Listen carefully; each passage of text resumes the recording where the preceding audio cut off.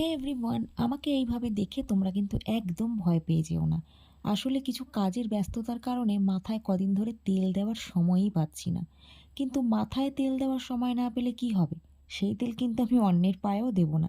আসলে নিজের মাথায় তেল ম্যাসাজ করে যেই শান্তিটা অনুভব করা যায়, অন্যের পায়ে তেল দিয়ে কিন্তু তার ছিটে ফোঁটাও উপভোগ করা যায় না।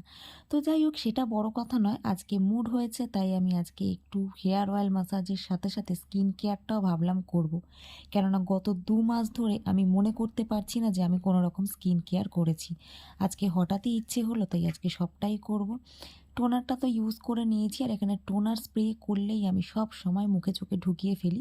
সেটা বড় কথা নয়, এইগুলো হতেই থাকে। দিন দিন কেন যে এত লেজি হয়ে যাচ্ছি সেটা আমি বুঝতেই পারি না। এই যে আজকে আমি স্কিন কেয়ার করলাম, হয়তো আবার আগামী ৬ মাস পরে আমি আবারও স্কিন কেয়ার মেনটেন করব। তোমরাও কি আমাদের মতন কেউ আছো? তাহলে প্লিজ একটু কমেন্ট করে জানিও কিন্তু।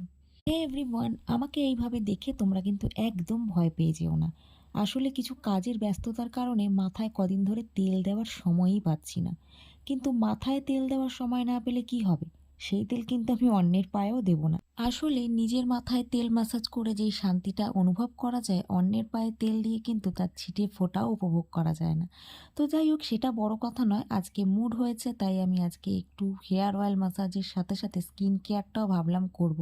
কেননা গত ২ মাস ধরে আমি মনে করতে পারছি না যে আমি কোনো রকম স্কিন কেয়ার করেছি। আজকে হঠাৎই ইচ্ছে হলো তাই আজকে সবটাই করব। টোনারটা তো ইউজ করে নিয়েছি, আর এখানে টোনার স্প্রে করলেই আমি সব সময় মুখে চোখে ঢুকিয়ে ফেলি। সেটা বড় কথা নয়, এইগুলো হতেই থাকে। দিন দিন কেন যে এত লেজি হয়ে যাচ্ছি সেটা আমি বুঝতেই পারি না। এই যে আজকে আমি স্কিন কেয়ার করলাম, হয়তো আবার আগামী ৬ মাস পরে আমি আবারও স্কিন কেয়ার মেনটেন করব। তোমরাও কি আমাদের মতন কেউ আছো? তাহলে প্লিজ একটু কমেন্ট করে জানিও কিন্তু।